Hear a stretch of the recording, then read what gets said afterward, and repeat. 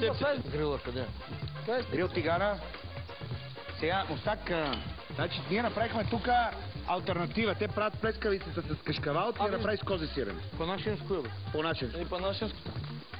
И не казвате какви подправки сте сложили. Дал ли си ощипци как се правят? Ощипци? Да, ощипци. Как се правят ощипци? Е, така.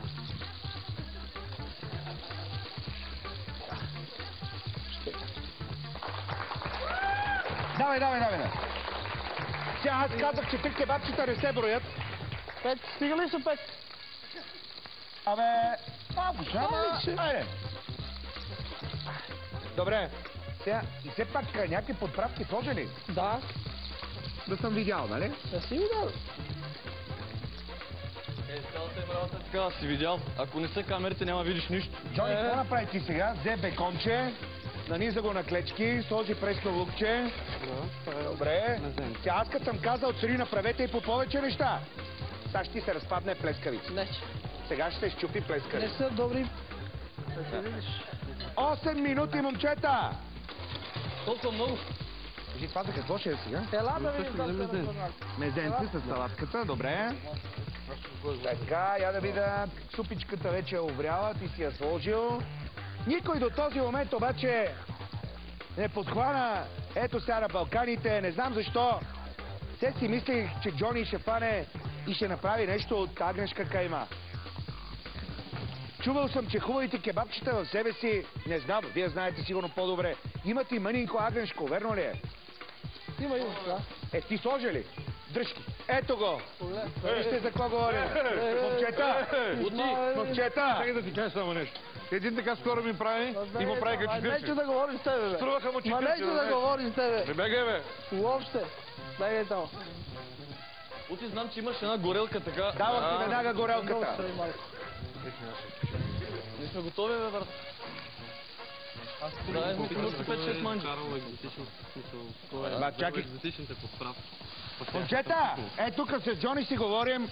Ако не беше пътя през Босфора, щяхме да видим тук на Балканите екзотични подправки, канели, манели, дръжки.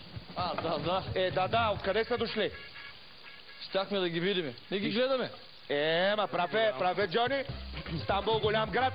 То българите за една бройка не го взехме под аренда преди години, ама айде. Кажете сега, какво правиш? Още малко моркови да ми нарендаш. Сега малко да приготвим. Да наредим още малко моркови. И да. Тая плескавица стана добре, кебабчетата се пържат окей. Пайок. Оти, какво ми стана с горелката, бе? Ето я горелката, да, носи се. Тече са меда. Би ли го фламбирал така да фане цвет? Много ти благодаря. Трябваше малко захар да ми сложиш, за да стане по-добре. Дай малко кафява захар, там отзад има. Това, между другото, каше, мога ти кажа, че не е много балканско това, което направихме тук. Риба тон с домати, Нали, сирене и песто. Ето, те са дошли до тук. Има ги. Щом са тук, трябва да ги ползваме. Ето, карамелизирахме захарта и меда. Ето го така става. На Балканите сме, ама сме европейци. Нещо да ви помогна, момчета. Ай, бегай там. Ма бегай. Давай. Бегай. Сме в Европа. Бегай от мене. Ще ти изгори това, бе, внимавай. Кой е това, бе? Мале, той на моя син. Нали? Бях в залата. Какъв е то скала, бе, брат? Не е битен размер. Размерът не е важен. Тук, бе, колега. По-дебели, по-сочни. Имате 5 минути, уважаеми гости. А не вкусни. 5 минути. Никой не... Мустак. Значи, тук се водят спорове за балканските кухни, ама аз си мисля, че няма смисъл да ги водиме. Нашето, разбира се, си е най-хубавото. И все пак, модерната или старата? Аз съм за традицията. За традицията. Добре. Я да видим сега какво направи ти. Чили. Конкарне. Така, това значи е сос доматен. С препържена кайма, най-добре говежда. Да. С фасул, царевица. Лютичко ли е? Чили, ето го. Не го сложи. Браво. Ако имаше някой сварен картоф или ориз да сложиш... Ориз ако имаше, ама... Те имаха картофи, ама не се сетихме да им гепим един картоф на съседния от бара. Имаме време. Ако ни го подарат, веднага го правим. Те са добре момчета, ще ме дадат. А ти видиш ти, кое си направил ми. Имате ли картофи, бе? Имаме. 2 лева, 2 лева.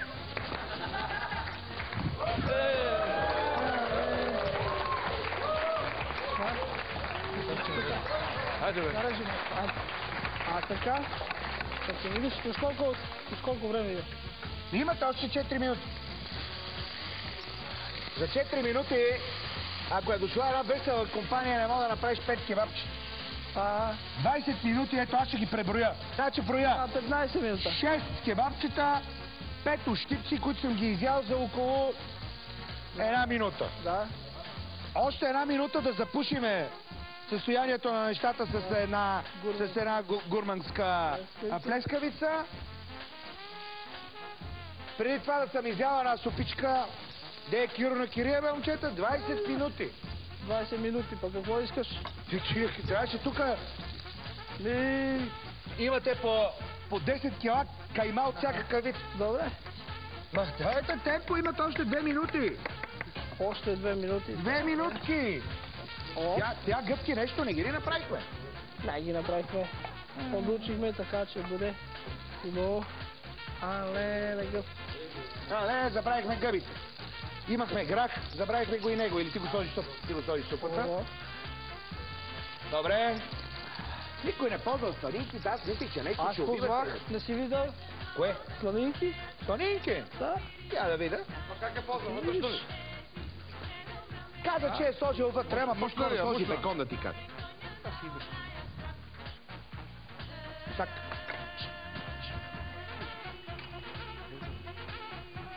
Ущипец. Къса на кайма на тиган. Ущипан. Пробайте. Ма не ми ядете кебабче, бе. Те си ночи, бе. Не ми ядете кебабче, бе. Вкусно ли е? Вкусно? Кое мислите ви? Аз това също не видях. Ни подправка някоя, не каза каква е подправката. Сол още носи. Так. Аз мисля, че е време за реклама. Нека да снимат малко дяга. Стига нас да снимат. Само вие казвате. Стига, бе. Кажи нещо за ощипците. Ами, нямаше там някакво миризмичко. Дьон нямаше. Нищо. Като той е царул, къде е камерата, бе? Къде? Да. То цървул, той поне стар, ще намирисваше някакъв Той формат. има малко мазнинка, бе. Джони, имате 20 секунди. Аз съм готов. Ние да вземем да чистим с женската работа край няма. Има. Има. 10 секунди. Ще вземем пипер. Ще вземем Публиката, бройте вместо мен.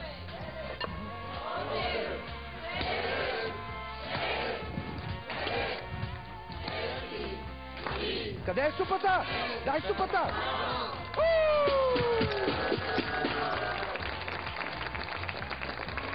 Уважаеми зрители!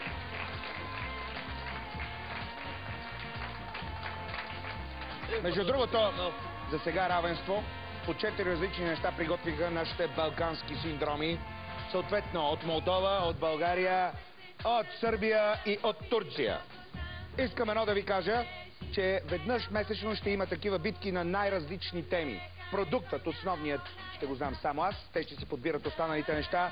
Сега си припомнете към тези кайми, които аз бях сложил, какви продукти теоретично си бяха взели те и след 20 минути ни приготвиха по 4 различни неща.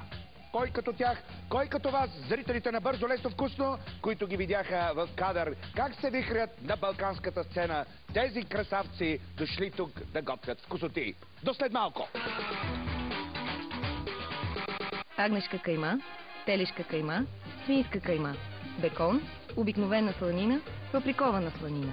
Продуктите на Иван Иванов мустака и Любо Гайдърджи. Тиквичка, грах, морков, лук, чушка, картофи, пармезан, магданоз, сирене, доматен сос, кашкавал, гъби и чесън. Продуктите на Далибор Маринкович и Джунан Роджиев. Доматено пюре, сладка царевица, червен боб, домати, рибатон, козе сирене, ядки, пресен босилек, чили.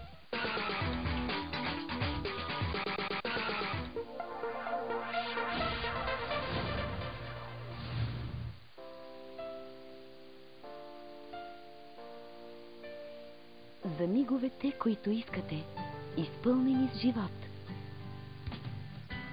Ние създадохме новата серия Lenor Aromatherapy. Сега с по-наситен мирис Lenor Aromatherapy ви дава вдъхновението, от което се нуждаете, за да се наслаждавате на всеки миг с близките си. Lenor Aromatherapy. Изберете аромата, който ви вдъхновява. Отборите на ЦСК и Черно море откриват нашата телевизионна футболна пролет. Минималното изоставане на червените от върха ги задължава да бъдат максималисти на стадион Българска армия. От своя страна варненци винаги са приемали като сериозно предизвикателство изявите срещу столичните тимове. Така че зрелището изглежда гарантирано. Не го пропускайте в неделния следобед по Българската национална телевизия. Генерален спонсор TBI България. TBI – футболно първенство. Има ли нещо по-лошо за един собственик на ресторант от злобна инспекторка по хигиена с лични причини за отмъщение? А като добавим и присъствието на роднина бивш затворник, който крои планове за последния си удар, положението излиза извън контрол. Кой кого ще изяде в тази очарователна френска комедия, ще разберете в петък вечер от 21 часа и 45 минути по канал 1.